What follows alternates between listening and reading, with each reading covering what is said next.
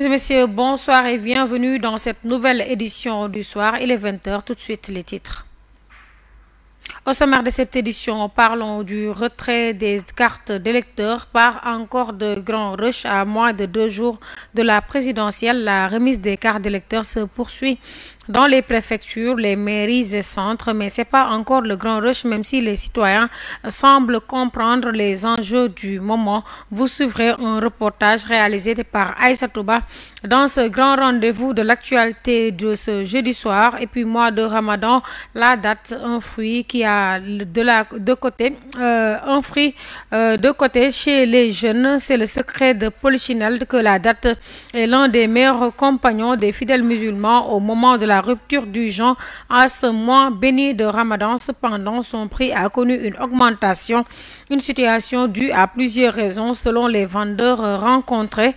Actualité internationale, l'Union européenne présente un plan pour saisir les revenus des avoirs russes gelés et les faire profiter à Kiev.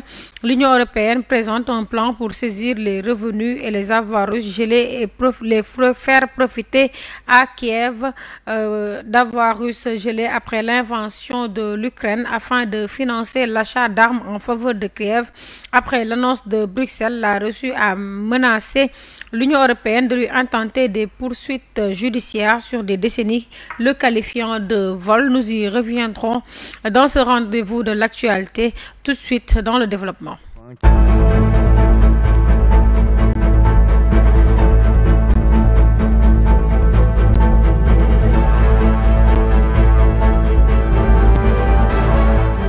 Comme je vous le disais tantôt, urgent, Habib Sy qui retire sa candidature à 3 jours de la présidentielle après Cheikh Tidiane Dièye. C'est au tour d'Habib Sy d'annoncer le retrait de sa candidature à quelques jours de la présidentielle du 24 mars 2024. Ma mission pour la candidature à l'élection présidentielle se termine aujourd'hui. Je dis aujourd'hui aux militants de mon parti, aux sympathisants, aux Sénégalais et aux Africains que Habib Sy a retiré sa candidature pour soutenir Bassirou Diomaye Diakhar Faye. A-t-il annoncé à Linguère? Habib Sy accueillait Bassirou Diomaye Faye ce jeudi dans son fief. En revanche, le Conseil constitutionnel vient de rejeter le retrait de la dite candidature. Nous y reviendrons plus amplement dans nos prochaines éditions. Retrait des cartes d'électeurs, je vous l'annonçais en titre, pas encore de grand rush à moins de 2 jours de la présidentielle. La remise des cartes d'électeurs se poursuit dans les préfectures, mairies et centres. C'est pas encore le grand rush, même si les citoyens semblent comprendre les enjeux du moment. Micro-trottoir réalisé par Aïssa Touba. La donne a changé. La donne a changé parce qu'on a une jeunesse qui est consciente. Et on peut dire que peut-être c'est l'ère du numérique, ce qui a fait que la jeunesse est beaucoup plus engagée, la jeunesse est beaucoup plus consciente par rapport aux enjeux de leur nation. Et on voit qu'on a vu des choses qu'on n'a jamais vues. Dès 6 h du matin, des jeunes dans les lieux pour essayer de déposer, pour avoir leur pièce d'identité. Et ça, c'est inédit, on n'a jamais vu ça. On veut vraiment changer les choses et voter pour le candidat de notre choix. Je pense qu'il faut venir récupérer les cartes. Voilà. Et je pense que c'est la meilleure des choses à faire vraiment et pour voter le 24 mars. Les citoyens doivent venir prendre son carte d'identité tôt. Si on dit que les campagnes, il faut les prendre son carte d'identité. Mais il ne faut pas attendre qu'on dise que il reste une semaine pour venir prendre son carte d'identité.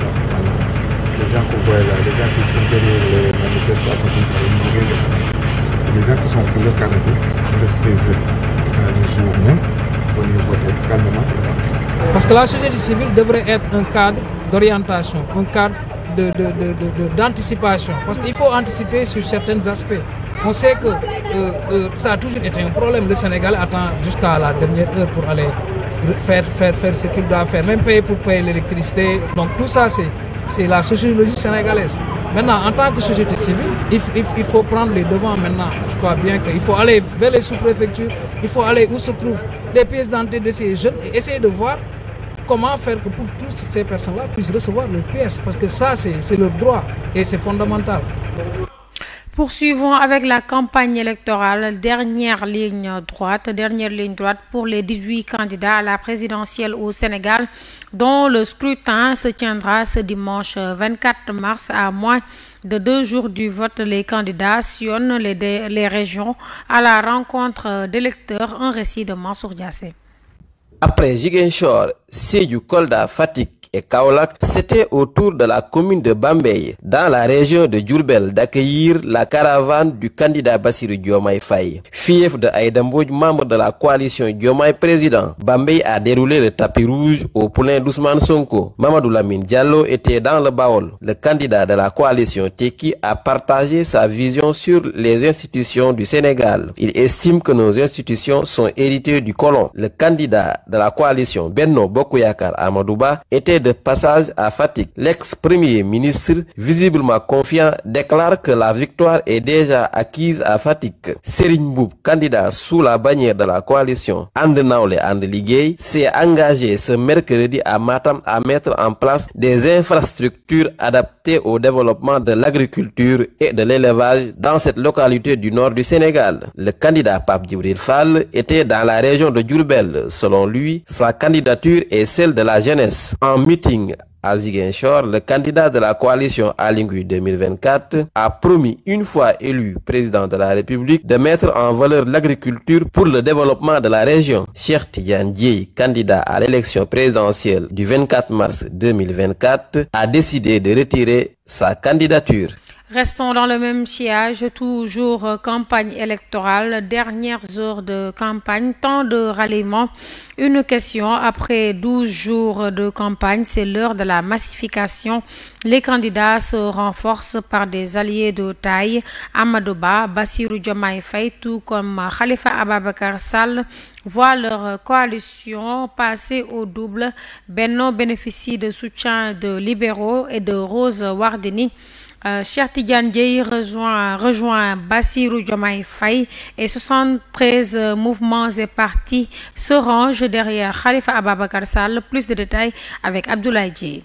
À moins de 2 jours de la présidentielle, les candidats continuent de recevoir des soutiens de partis politiques, mouvements ou encore coalitions pour le scrutin. Les plus avantagés sont Amadou Ba, Bassirou Diomaye Faye et Khalifa Ababacar Sall. Du côté de la mouvance présidentielle, la candidate recalée Rose Wardini prend le train en marche. Une décision annoncée lors de son tête-à-tête avec le chef de l'État au palais présidentiel. Le premier magistrat de la ville de Meouane, Bara Ndiaye, après avoir annoncé ces derniers jours qu'il ne soutenait pas Amadou Ba, a finalement porté son choix sur la coalition Diomaye Président. On note aussi la venue de Cheikh Tidiane Dièye, candidat à la présidentielle, qui finalement s'est retiré de la course au profit de Bassirou Diomaye Faye. Quant à Khalifa Ababacar Sall, il bénéficie des soutiens de 73 mouvements et partis politiques, dont le Parti pour la Renaissance et le Développement, PRD, la Ligue démocratique debout, et des leaders comme Jean-Baptiste Diouf et Hélène Tine. Étant sur la dernière ligne droite du scrutin du 24 mars prochain, les candidats continuent de massifier leur coalition avec des renforts de taille.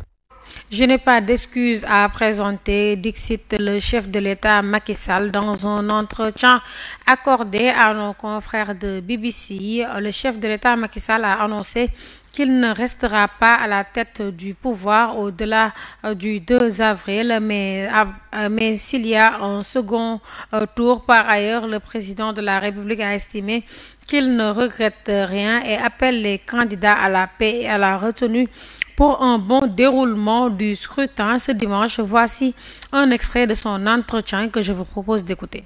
Je n'ai pas d'excuses à faire puisque je n'ai commis aucune faute. Je vous parle en tant que président de la République. Je suis le responsable de ce pays jusqu'au 2 avril. Toutes les actions qui ont été posées l'ont été dans le cadre de la loi et du règlement. Aucune institution juridique ou judiciaire du Sénégal n'a remis en cause ou mis en doute la sincérité des actions qui ont été posées. Ce n'est pas mal posé, ce n'est pas une affaire de pardon, ce n'est pas une affaire d'apologia ou pas apologia. Il faut voir qu'est-ce qui s'est passé. S'il n'y avait pas eu de contestation sur le processus des élections, sur les candidatures, il n'y aurait pas eu tout ce débat par la suite. Moi, j'ai vu des responsables politiques qui ont prôné que le président doit être tué devant le palais et on doit sortir son corps dans la rue comme Samuel Doe.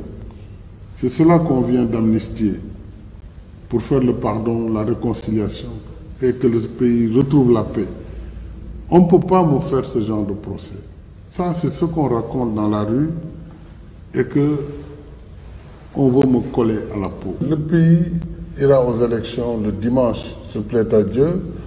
J'espère que le processus tel qu'il a été entamé va se dérouler dans la paix et dans la transparence, comme le Sénégal sait faire des élections libres et transparentes.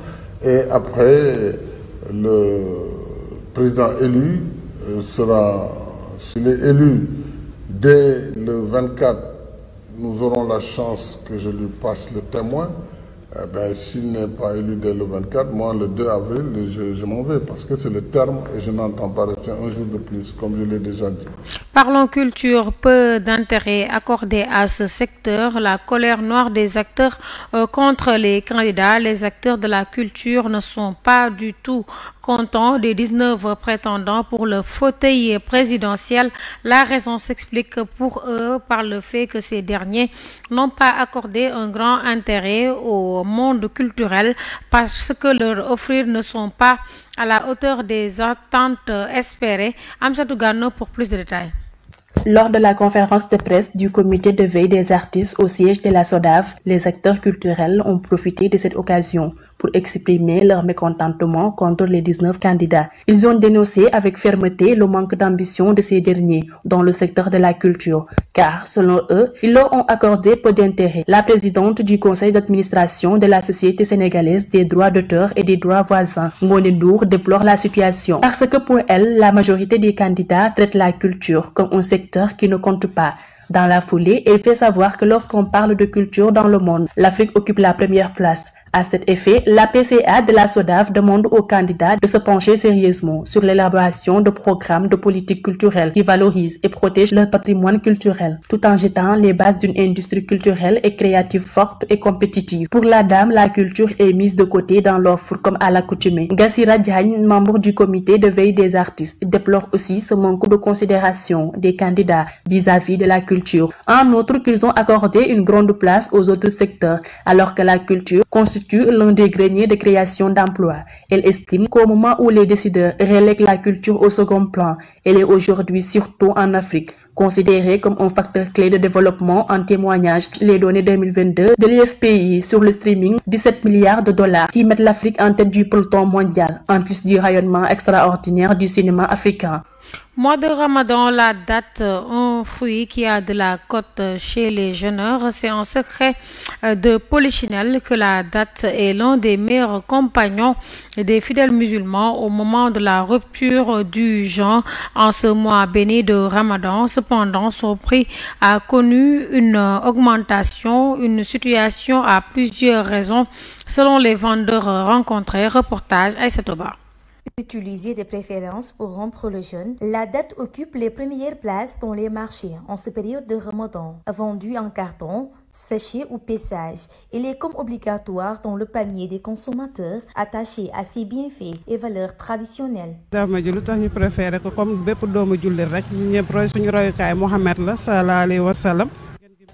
tant que musulmane, on préfère rompre le jeûne avec la date parce que notre prophète, paix salut sur lui, le faisait ainsi. En plus, elle a d'autres bienfaits. En plus de cela, le prophète, c'est notre référence. Voilà, c'est la raison pour laquelle on préfère la date. Toutefois, ce fruit n'échappe pas à la flambée des prix en cette période de Ramadan. 2 jours avant le Ramadan, le prix augmente, mais les clients ne comprennent pas que c'est pas de notre volonté. Ils pensent que c'est nous qui augmentons le prix à cause du Ramadan, alors que tel n'est pas le cas. Ceci est dû aux frais de transport, selon ce vendeur. On l'importe de Turquie, Chine, Tunisie et Algérie. C'est pourquoi c'est cher, parce qu'il n'y en a pas ici de chez nous. Et les frais de transport aussi sont chers.